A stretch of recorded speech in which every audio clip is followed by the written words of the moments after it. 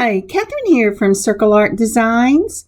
Today on my work table, I am working on Project 3 from the Jesse James Designed by Me Aqua Mix. This will be an illusion necklace and a matching illusion earrings. I know we did an illusion necklace last week or the week before, but when I put these beads on my mat and I looked at the design I had done, I thought, this just screams elegance, and I think it calls for an illusion necklace. So let's turn our eyes to the mat and get started. So, as always, as I look down on my table, I see my piece of glass that says, "Give thanks to the Lord." And I have to tell you today, I am so thankful for the sun. The sun broke free here about maybe 2 o'clock, and it has just been pouring through my window after over a week of rain or fog or mist and cold, and I am praising God for this blessing. What blessing do you have to be thankful for today? Okay, let's go on to the little blue mat and see what we're going to work with today. Now for this section, I thought I would go ahead and just take a picture and show you everything I'd be using. Starting with the soft flex wire, we will be using the turquoise for this. This is in a medium weight, and even though it has this beautiful feel to this wire and a gorgeous look, it's still wire, and you'll need to use wire cutters on it. On around towards the bottom, we have some aquamarine 4 to 6 millimeter chips. This was left over from a bargain bead box later in the year or past in the year. And I put them in my stash and I'm using them today. On around from the Jesse James Designed by Me are 6 millimeter crackle light blue or aqua. It's really aqua. Crackle beads, and I think they are awesome. Then coming on around the corner, we have some 12 millimeter aqua blue pearls. This will be the center of our illusion necklace. They're also from the Jesse James Designed by Me. And from my own stash, coming up is a light aqua pearl. And it is so close, it looks beautiful. Again, from my own stash, I have the faceted silver tone barrel beads that I will be using. You'll need 2 wire guards for this necklace as well. And going up, I have these beautiful bead caps. And they are gorgeous. And I'm sorry, I do not know where I got them. I think I picked them up at a bead show last year. But they run 6 millimeter. And any 6 to 8 millimeter will work for this necklace. Then in the center, I have some 2 millimeter dark black blue AB finish bicone beads. And I picked these up at Hobby Lobby. They are stunning, but they're also very delicate, as you will see as we work on this piece. Then going back up towards the top, I have 2 crimps out. Your number 2 crimp will be to finish the ends of your necklace when you have 2 wires going through it.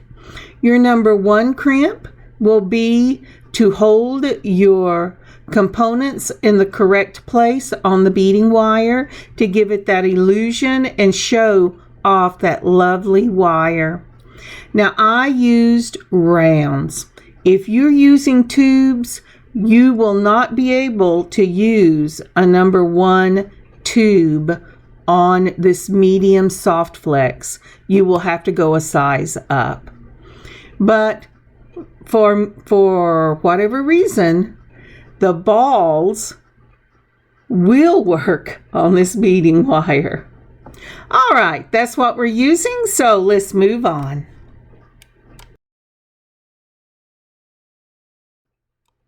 So the first thing I'm going to do here is I'm going to measure out my soft flex wire. I want my necklace to be 1 inches. So I will measure out 25 inches. Once I've measured it, I am going to cut it and make sure that I get a nice clean cut on both ends. And I am ready to start working on this piece. So the first thing I'm going to do is put a number 1 crimp on, then my bead, and then this 2 millimeter. No, I think I'm going to go ahead and take all that off, and we'll try this again. Remember when I told you those little beads were very delicate? So the first thing we're going to do is we're going to put on our number 1 crimp. Then we're going to put on a 3 millimeter spacer ball. I did not put this in the list. I don't use it except for the ends, but I wanted to make sure that I caught it. Then I'm going to put on one of the 2 millimeter bicones. Then another of the spacers, and then I'm putting on my wire guard. Now see right here, the wire guard goes up through one end, around the loop, and down through the other, just like that. So I should have a number 1 crimp at the bottom of my beads and a number 2 crimp at the top of the beads. And let's see if I can't show you a nice little picture of that. I'm moving the first 2 up. So there you can see your number 2 crimp right up against the wire guard and your and your 3 millimeter spacer ball. Now to use this crimper, it has 2 sections. The back section is longer or larger than the other. Put your crimp right in that back section and mash your handles together, and it will give you, if I can get the crimp and not the barrel, and not the spacer, and it will give you this lovely little M shape on the back right there. Can you see that M? Then you give it a half turn, put it in the front section, mash your handles together, and it mashes that M together and gives you this nice, lovely little ball. Now you can put a crimp cover on this. I don't, but you can use them if you would like. Now I'm moving up all of my beads, and one of the reasons that I put this ball on is because 2 wires will not go into that teeny little cone. So I am going to cut my wire right up against that spacer ball right there.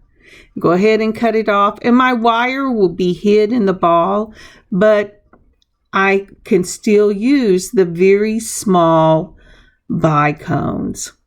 So once I have got that 3 millimeter done, I will pull all these beads up. I have to kind of get out of the way because I've made a mess. And I will go ahead and crimp on the bottom. Now the bottom is just, can you see that?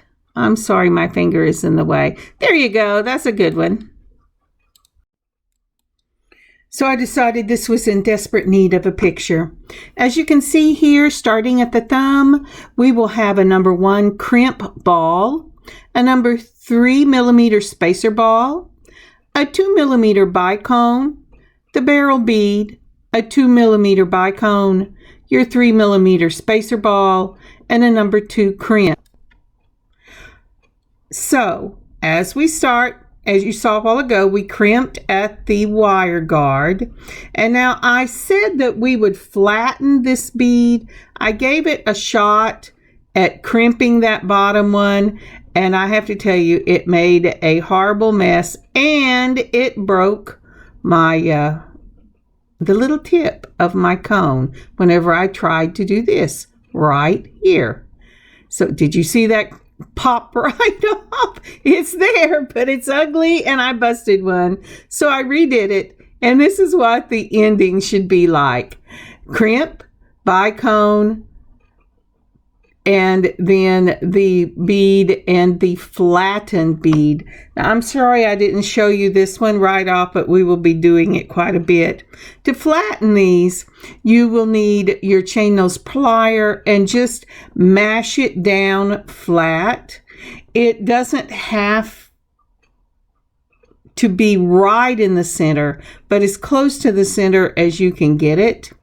Because what ends up happening is you want to encase that single wire on both sides of that crimp so the crimp does not slide. All right, moving on. Now we're going to start by pulling out our number 1 crimps. And I have quite a few of them because you're going to need quite a few of them. What you're going to need to do is put on your number 1 crimp, and we're going to actually start this illusion necklace on the side where we had the finished end. So I'm looking to see how much space I want from that end, and here you go. This is flattening that number 1. Do you see how nice and flat that looks? Now I'm going to turn it over because I always take the tips and I mash on either side of the wire after I've flattened it. And that's just so that that wire and that crimp is not going anywhere. Now that is the space I'm going to need for my first component. Now let's pull out some of these lovely little aquamarines. I have to tell you, they were so small when I first got them from a bargain bead box that I wasn't sure that I would ever use them on anything that wasn't bead weaving, but they're just perfect for this necklace. It gives it a delicate feel to it that otherwise you would not get with those great big 12mm pearls. So to do this, first I'm going to chase this around. It says, come here, let's see what else I can get over here. I find it easier, although it doesn't look it, to get this through the hole if you keep it on the mat and use it kind of like a needle. So it's a bicone, and then I'm going to use one of my barrel beads. I am just having all kinds of issues here trying to get this mat set up. Sorry about that. I'm afraid, actually, you could leave a comment if you would like. I'm using a different setting on my camera, which makes it further away because I've been putting everything way up in my face so I could see it. And I'm looking through my camera. So let me know if this gives you a better idea of what's going on the mat. So after I had put on the bicone and the barrel bead, I'm going to put on 3 of these aquamarine chips. So there's the first one. Yes, the camera jumped. Sorry about that. And then the second one. There, you have to get in a rhythm with these chips, or at least I do, because when you look through them, it looks like you can see where it's been bored through. But really, you still have to hunt for the little hole. And that's 2, and we're going to do 1 more. So again, we've put on we started out by putting on and flattening our 1mm. Then we have put on our bicone, our barrel bead, 3 of the aquamarine chips.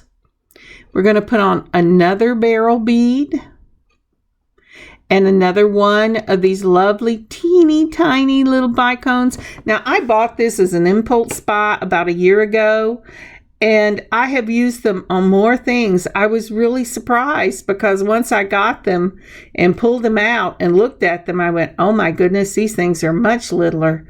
They're like my seed bead size. I think the holes are littler than my seed bead size. But I really love just that hint of shine and shimmer that it gives.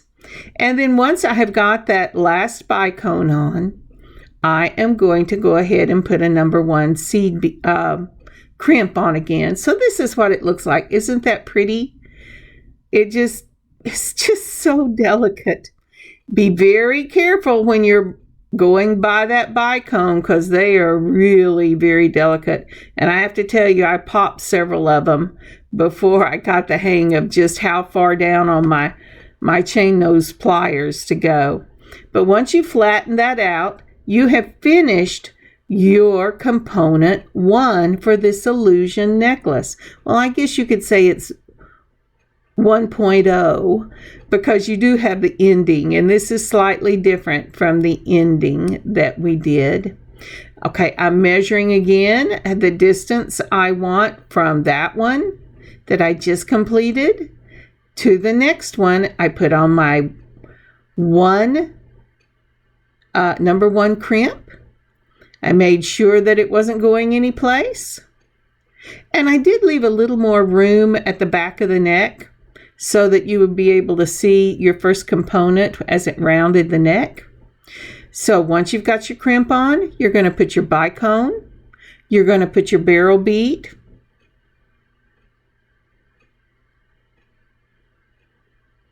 You're going to put 3 chips.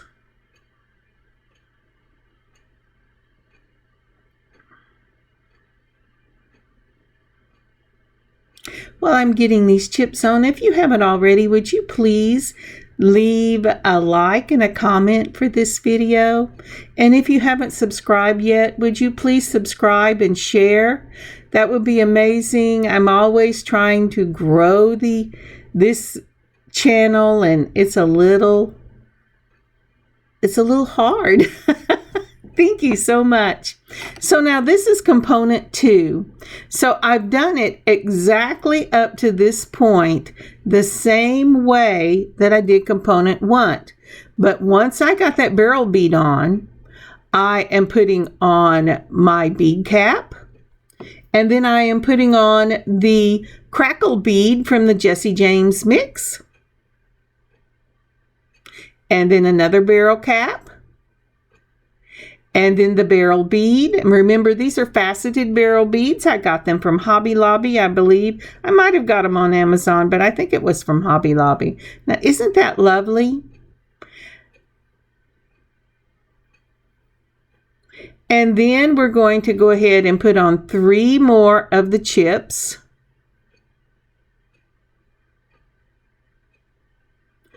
I just have to decide where the little hole is. And you know, if you have a string of chips, whether they're the aquamarine or whatever you're using, be picky with what you're using. Look at them, make sure they're all at least about the same depth. You don't want a real skinny one next to a real chunky one because the skinny one has a tendency to get lost. They don't have to be the same length, but they need to have the same or a similar depth to them because you've got lots of chips whenever you buy a string of chips. So you be picky. You want your piece to stand out and be amazing. Okay, so I've got the chips on. Excuse me. Let's see if I can't move this down a little bit. Okay. So I put on the barrel bead after the chips, and then I put on another one of those beautiful little bicones, and then I'm going to take a number 1 crimp, and I'm going to mash across it. See, I can only see here I decided, I'm going to get daring, and I busted it. Did you see it pop off? Luckily, now this is the good part. The crimp didn't take, so I could just take it off and put another. I think I busted it one more time, but I'm not sure if it was on this one. No, I think it was on this one. But so you can only really use the very tips of your chain nose pliers whenever you're using these teeny tiny little glass 2 millimeter bicones. So as I'm fighting with this, if you're taking notes, again, for this component, it will be a bicone, a barrel bead, 3 of your aquamarine chips, your barrel bead, your cap, your crackle bead, your cap, your barrel bead, the 3 chips, another barrel bead, the bicone, and your number 1 crimp. And make sure when you're doing this that you really snug it up so that it looks like a single component. Sorry, I had to stop and get my little dog a chew. He wanted something to gnaw on, and I didn't want him to gnaw on my embroidery or my crochet. All right, carrying on. I thought I would add a picture right here. Now this shows component 1, and you will see I made a list in order of what made up component 1, and then the component 2 on the other side, so that you can see that it starts with that number 1 crimp, a bicone, a barrel bead, 3 chips in whatever color you're using, another barrel bead, I'm using the faceted ones, a bead cap, a 6 millimeter bead, a bead cap, a barrel bead, 3 chips, a barrel bead, a bicone, and your number 1 crimp. And remember, when you use your chain nose pliers to crimp these number 1s, because you're using them on a single wire, make sure that you mash it down, and then taking just the tips of your chain nose pliers, go to one side of that wire and mash it really tightly. Go to the other side of that wire and mash it really tightly. And if you do this, that crimp is going to hold in place and give you that beautiful illusion. Now, if you were using a clear filament wire, it really would look like it's just kind of hanging in space. I love these pieces. Okay, continuing on. Maybe. Okay, here we go. So now then, I'm starting the next one, and I'm going to go ahead and I will do a repeat of component 1, so that component 2 will be suspended between 2 component 1s. I've taken the measurement, so I will know approximately the length between component 1 and component 2, and do it again between component 2 and component 1. All right, so remembering what we did on component 1, after we do the crimp, we're going to start with those little 2 millimeter bicones. Then a barrel bead, if I can get it on, 3 chips. Now these chips run between 4 millimeter and 6 millimeter, and that is the length. As far as the depth or the width, it really depends on the chip itself. But when they're telling you the number for chips, they're really meaning the length, because you can get them very thin and very thick. So once I've got 3 chips on there, I go back for another barrel bead, and I'm going to put on another cone. Let me get that up on there. All righty.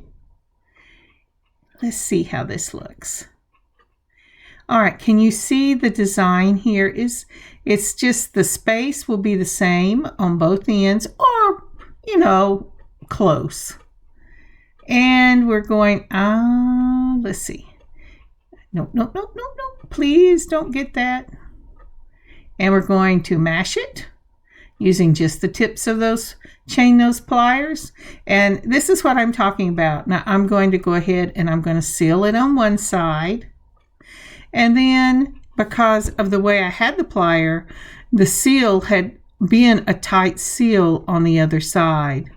But when you're first starting these illusion necklaces, I would go ahead and make sure that it was sealed on both sides.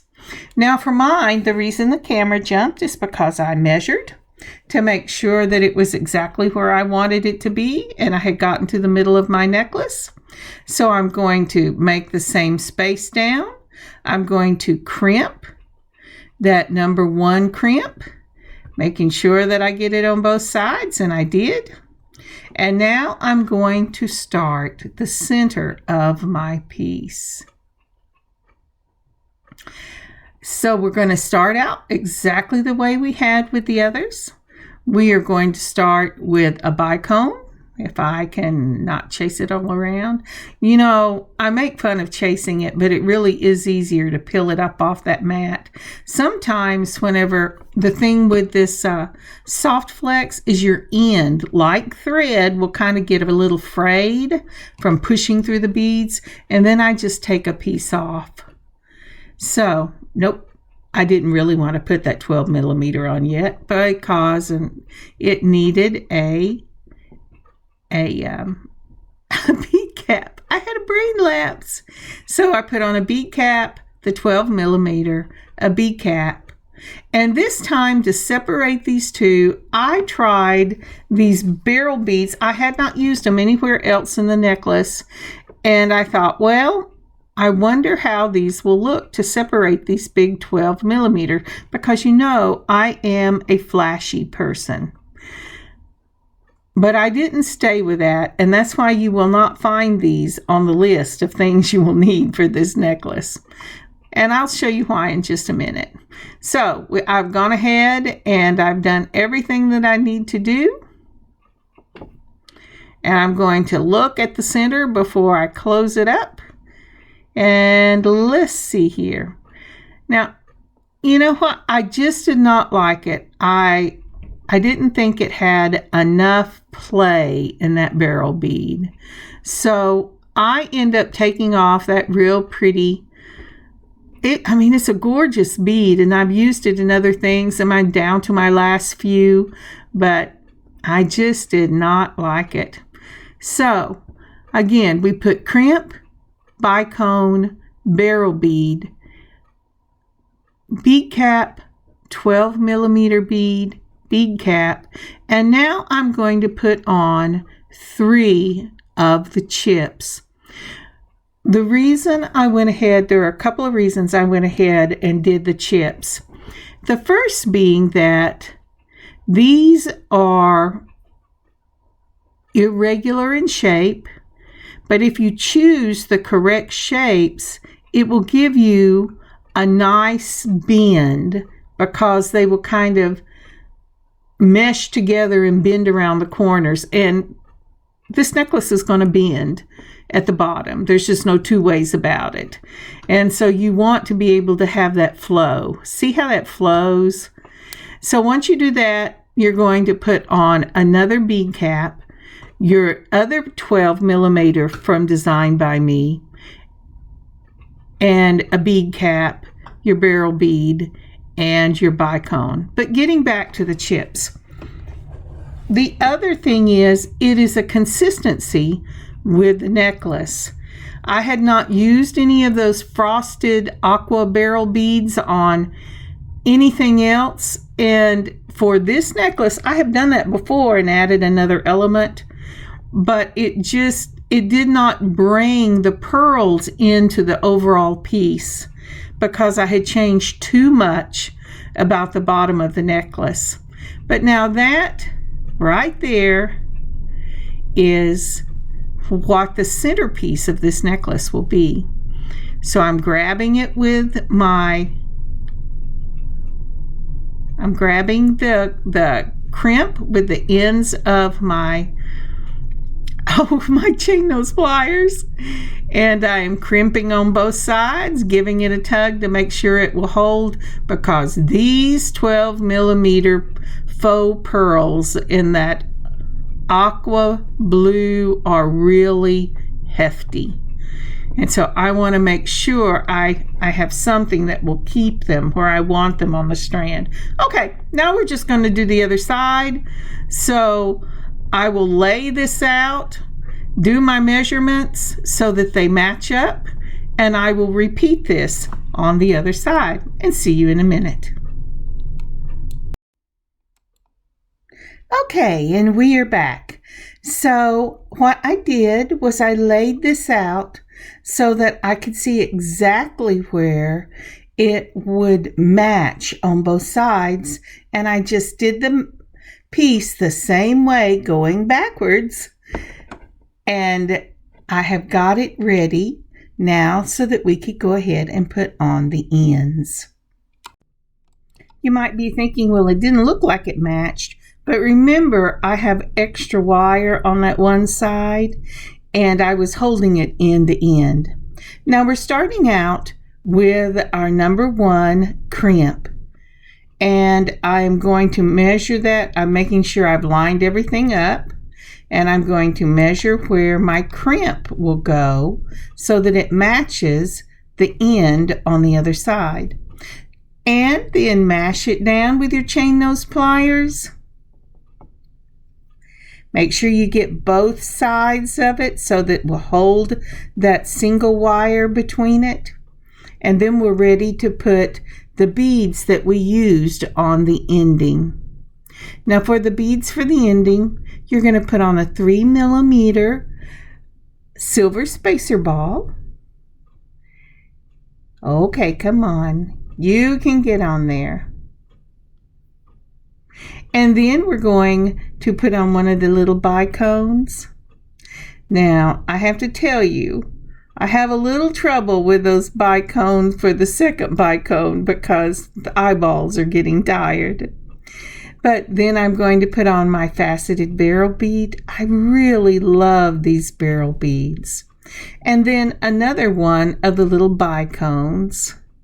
Let's see here. Yeah, this is about where I'm thinking, my eyes are so tired I can't even see that little bitty hole. Do I need to cut the end on this wire? But I got it in the end. There you go. So you have that little bicone on both sides of your barrel bead. And then I'm going to put on another 3mm spacer ball, and then the number 2 crimp. Remember, with the number 2 crimps, dropped it.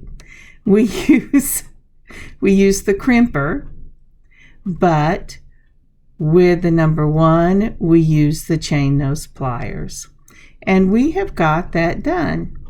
Now it's time to take our wire guard. Okay, I'll just pick up, I know. There's my wire guard. And I've put it through that first little tube. I'm going around the top and down the tube on the other end. And then I'm going to put it through the crimp and through the 3mm spacer ball. Now the reason, if you remember, that we do not put it through that delicate little bicone is the hole is really too small to get 2 strands of the soft flex to get on it. And I'm going to pull it down so I get it nice and snug. And then I will use my crimper. Now sometimes when I can't get it snug, and you see it didn't go as far as I wanted, I will put the straight nose pliers in there and then pull. When you do that, sometimes it distorts the wire guard, but it's really easy to just take your fingers and just like that, mash it back into shape. Now then, I'm going to take my crimpers, not my chain nose. I'm going to put it in the back because you always start at the back of the crimper. You're going to mash the handles and it'll make that smooth on one side and M shape on the other, just like that. Then I'm going to taft turn it, put it in the front, and mash that M together so that it makes this beautiful little ball. And then I will go ahead and cut right up against the 3mm spacer ball. Now, one of the things you want to be very careful of, you see how I'm bending that over and bending the other one over? Do not cut your wire. At this stage, if you cut your main wire, you'll have to start all over. And I have done that before. And it's a sad day when it happens. All right. So now I have got ends on both of them, and I am ready to put on my lobster claw clasp and extender. I'm using jump rings that were opened when I bought my newest batch of lobster claws and extenders. All my little jump rings were pre-opened for me. Isn't that nice? But to open a jump ring, you will do just like closing it. I'll show you in a minute. Put on your wire guard and then go ahead and put on your lobster claw. Make sure that that lobster claw works before you put it on. Then holding it between two pliers, twist with your wrist. Just like that. Go ahead and touch the top on both the top and the sides and make sure that is closed. Now you may have a better eyesight than I do, although my eyesight is much better with my new glasses. But I need to feel it to make sure that I have really got that closed. And it's just a good check. Again, take your jump ring, put on your wire guard first, and then put on your extender. Now this is a 21-inch illusion necklace, but with that extender, it can go all the way up to 23, and it gives you some play with where you want it to hang on your neckline. I've tested it to make sure it's closed. Now we're going to open up the lobster claw, and we're going to take it and put it just like that. And this necklace is finished. Now, one of the things, isn't that pretty? If I was doing this for myself, I would probably use a large magnetic clasp on it because I like those better. But I need to be able to put an extender on it. And because I'm going to put it up in my shop.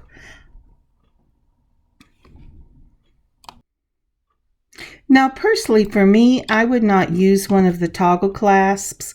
I have not seen one that I thought would be lightweight enough to use on one of these illusion necklaces. But that's just personally a personal preference for myself. Okay, let's get started on our earrings.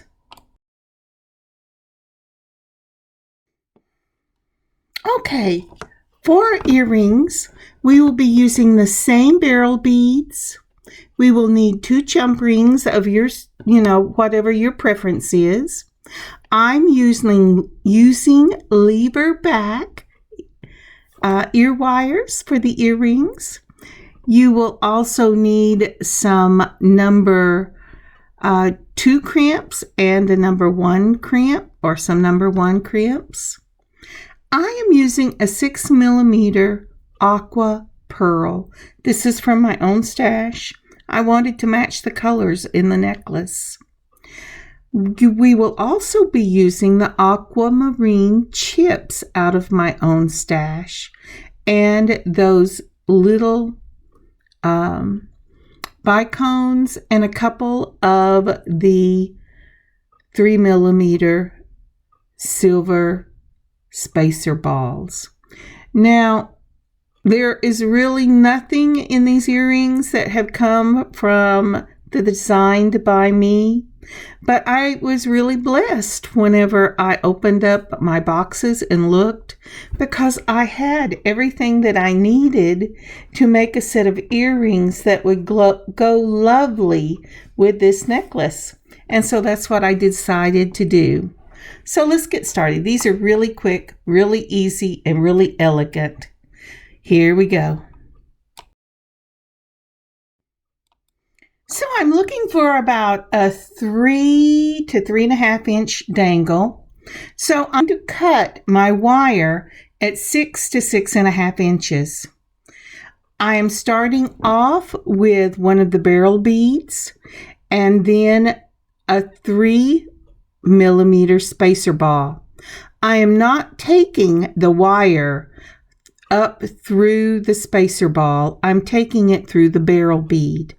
Now, if you've ever done any beading with bead weaving, you'll know that this is the way. I'm sorry, I had a brain lapse. Without it, this is the way to close off a dangle on earrings so that all your little seed beads don't fall out. But remember, when we're working with wire, we start at the bottom and work up. When we're working with thread or sinew, we start at the top and work down. Now then, I am putting on a number 1 crimp, and I'm going to put it right up against, a number 2 crimp, and I'm putting it right up against that barrel bead.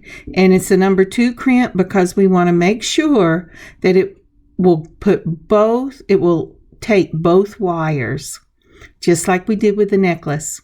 So you put it in the back, make an M, put it in the front with a half turn, and mash it closed. Remember, when you are doing, I know I said it earlier, but remember to always check and make sure that your wire is not crossed. You need 1 wire in each side of that M for it to hold. So after I've put on the crimp, I'm putting on a bead cap and my 6mm pearl and another bead cap. These are the same bead caps that I used whenever I was making the necklace. And so I'm just carrying this theme through so that they will match. Now, isn't that pretty? Again, 3mm spacer ball, and then your barrel bead, go through it, crimp it, and then put on your bead caps and pearl. So the next thing I'm putting on is another of the faceted barrel beads so that it matches on both sides of that pearl.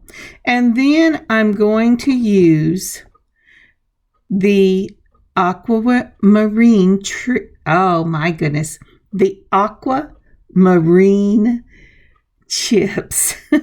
I've been doing this for a long time today. My brain is going, you need a break, Kathryn, but I really want to get this finished. And I just love this set, and I can't wait to share it with you. All right, there you go. Now, there are my 3 chips. And I'm making sure, because I let it slip, that big 6mm bead goes through the wire. The chips are going on. Now I'm putting another of the barrel beads on the end of the chips to finish that part off. And then one of those little bicones. And after that, I'm going to take another of the crimps, but this time it's going to be in a number 1 crimp. I'm going to take my chain nose pliers and I'm going to crimp it across just like that. And that is going to hold all those beads as a single component at the end of your illusion earring. These look so pretty when they dangle because you have that very thin, beautiful turquoise wire coming off your ear and going down to this lovely dangle. And it's just gorgeous. So anyway, now then I'm deciding about how much I need before I start the next one. Now I have to tell you, I've already made one of these earrings. So I'm going to lay this earring out. If I hadn't, I could just decide, but I want them to match. So I'm just going to lay this earring out and I'm going to measure it and I'm going to put the number 1 crimp on. And once I get it about where I want it so that they will hang at the same length. Okay, let's bring it down a little more, a little more.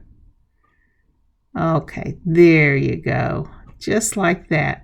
Now they won't hang exactly the same because remember I told you that the different chips have a different depth or width to them, and so depending on what I put on, it might be just a little bit one or the other, but you know it's hanging on different sides of your head, and unless you're one of those people that have an amazingly straight symmetrical head, nobody's going to know. So once I've got that crimped, and remember we're mashing it with our straight nose pliers, I'm going to put on my 3mm silver spacer ball, then my bicone. Let's get it, there you go. And then the barrel bead. And then for this next section, we're going to put on a number 2 crimp instead of the number 1 because we're going to have 2 wires going through it again. So let's pick up the number 2 crimp and we're going to put it on. Just like that. Now the next step will be putting on the wire guard normally, but for these earrings I'm not going to use a wire guard because it's not going to get a lot of play pulling and tugging, I don't think, on your ear. So what I'm doing, I want that beautiful wire to show through just like I have on the one that I made. And so I checked it to make sure I've got the loop about the same. I've put it through the spacer ball and the crimp, putting it in the back of the crimper, making an M, half turn, mashing it in the front of the crimper, and I have got this part of the earring done. I'm sorry I'm having a little trouble with the spaciness, but I have been working on this on and off all day, and I'm trying to get this finished before bedtime. Do you ever have one of those days when you have to keep coming back to a project? Yeah, it's been one of those. Isn't that beautiful? I just love these. So I've cleared off my mat and I'm ready to add my lever backs. Hold your jump ring between 2 of your chain nose pliers. Twist with your wrist on one side only. You don't have to twist both. Put on your dangle, then put on your lever back. Now, Kathryn, move your hand this way. You've done so good. There you go. Holding them again, twist the wrist back. Make sure that it closes, and I'm going to touch it, and I did. And that one's closed. Now look at the length. It is amazing on. Just amazing. Well, I can't put them on, but I hold them up to my ear and look, and they are so pretty. I just love the elegance of these earrings. And this type of earring will work in any bead as long as it's not too heavy. Opening up that jump ring again, I'm going to put on the dangle. And then I'm going to put on my lever back. And with these lever backs, it doesn't really matter. And this type of earring, that is, and the lever backs, it doesn't matter which direction that they're facing because the lever backs hold them to the front, and this earring is going to look the same from all directions. And that's one of the reasons I love using the lever backs on this style earring. Isn't that pretty? I'll put up some pictures. Thank you so much for joining me today on this beading adventure. And I hope that you have a wonderful beading adventure of your own today. This set is up in our shop at circleartdesigns.square.site. I will join you later in the week. God bless you. Have a wonderful rest of your week. Kathryn, circleartdesigns.square.site.